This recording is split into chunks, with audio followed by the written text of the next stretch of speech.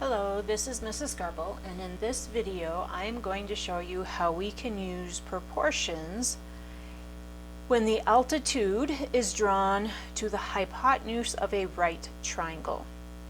Now another word for altitude is height, and the altitude we're looking at in particular is the one from the right angle to the hypotenuse. When that happens, we have some special relationships that happen because we end up with similar triangles, not only to each other inside that right triangle, but to the original right triangle. So when we have to solve for missing segment lengths, I would recommend that you start by draw a sketch of the original triangle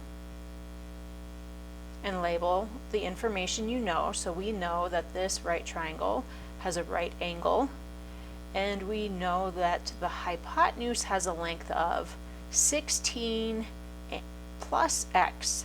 These two pieces added together give us the entire length of our hypotenuse. So I'm going to label that side 16 plus x.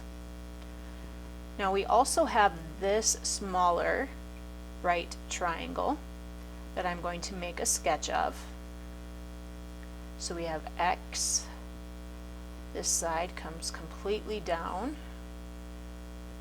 and we have a right angle here. So this other leg has a length of 12, and we don't know this side. And then I'm going to make a sketch of yet the third triangle. Here's my right angle. Here's the side that comes across my original one. And here we have a length of 16, and we have a length of x.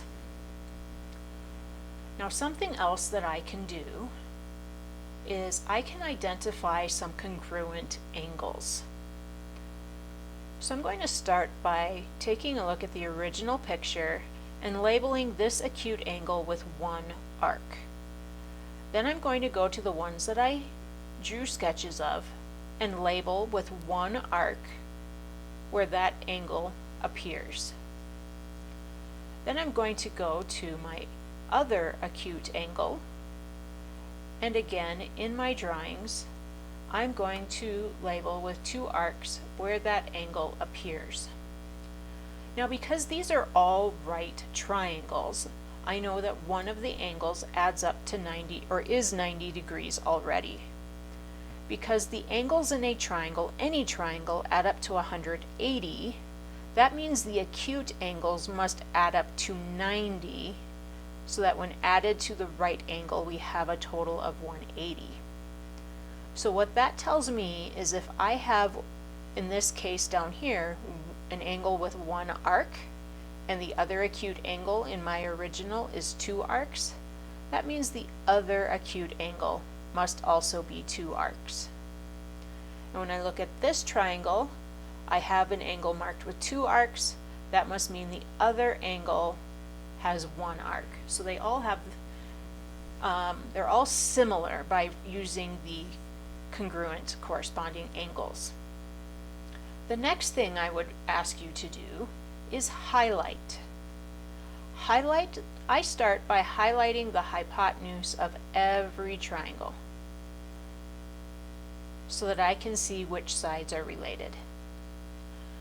Then I would choose a second color, and I'm going to highlight the side that connects the one arc to the right angle. So one arc to the right angle, one arc to the right angle, one arc to the right angle. And then I'm going to take a third color and highlight the remaining sides of my triangles. And I'm going to see if I have any relationships, anything that corresponds. And one thing I notice is that the blue and the pink of this triangle correspond to a blue and a pink of the other of this triangle up here on the right. And not only do they correspond by colors, but each of those segments has something written for its measurement. So what I see is that the blue corresponds to the blue, so we're going to have, wait, I just realized I labeled a side incorrectly. Where I have the second X should actually be 12. So before I get started there, let's get that labeled correctly.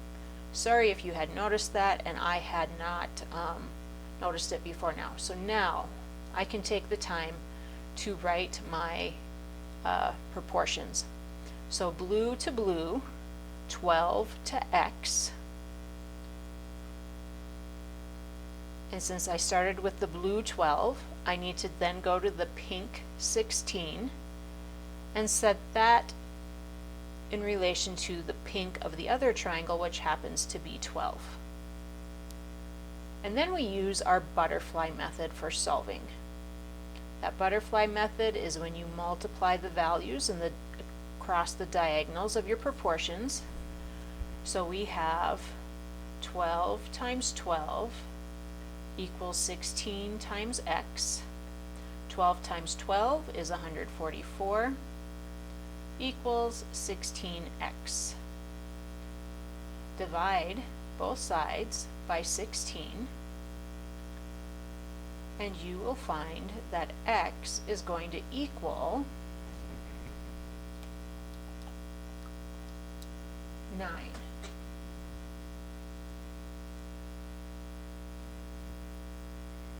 So the length of this segment here is 9, which means the length of the entire hypotenuse here is going to be 25. Let's take a look at a second one.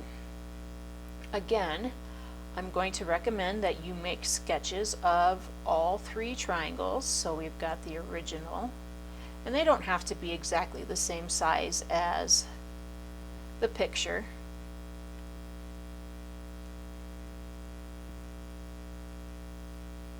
But you do want to make sure that you have them labeled in a way that you're going to be able to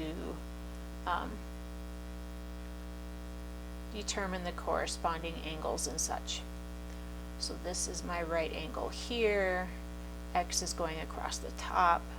We're told this segment is 36. And then we've got the right triangle that goes like this. Mine is obviously not drawn to the scale of the picture. Because this whole side adds up to 100, but I know this much is 36, I can take 100 minus 36 to get the length of this segment, which is 64. So that means in this triangle, this third triangle that I drew, this side is 64. Now I'm going to find my corresponding angles. So here's my one arc. Notice I have an X along each side of those. Here is my double arc. So I either have the hypotenuse of the big triangle or the portion of the hypotenuse. In my two smaller triangles, I can draw the arcs for the angle that I don't have, and then I can take the time to do my highlighting. I have a hypotenuse, hypotenuse, hypotenuse. Remember, hypotenuse is always directly across from the right angle. My one arc to my right angle, and then I have my right angle to my double arc, or the remaining side of each triangle.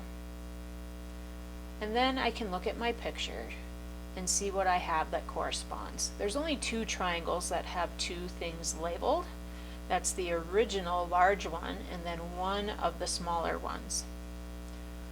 So I'm going to start with my 100 that's highlighted in green, and that corresponds to the X of this smaller triangle highlighted in green. So that's 100 over X equals, and we have the pink X over the pink side of that small triangle is 36.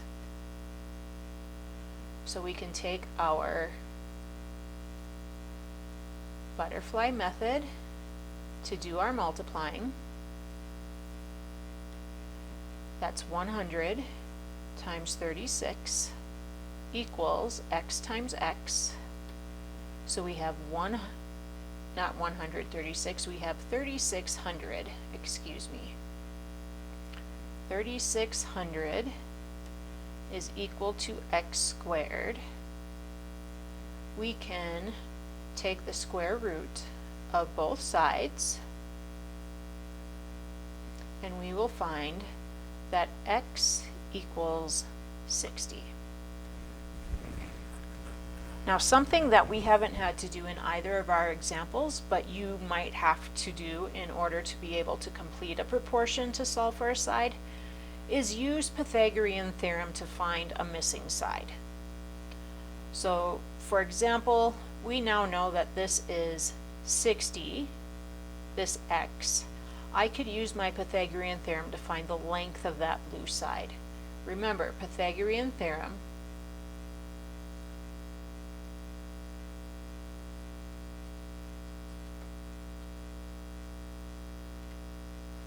is a squared plus b squared equals c squared. C is always the length of the hypotenuse. So for this triangle, I'm going to say that A is 60. So we'll have 60 squared. We're going to solve for B squared equals, and C is 100 squared. So we're going to have 3600 plus B squared equals 10,000. Subtract the 3600.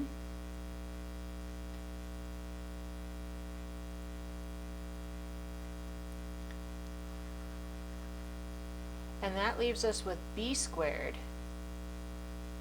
equals 6,400.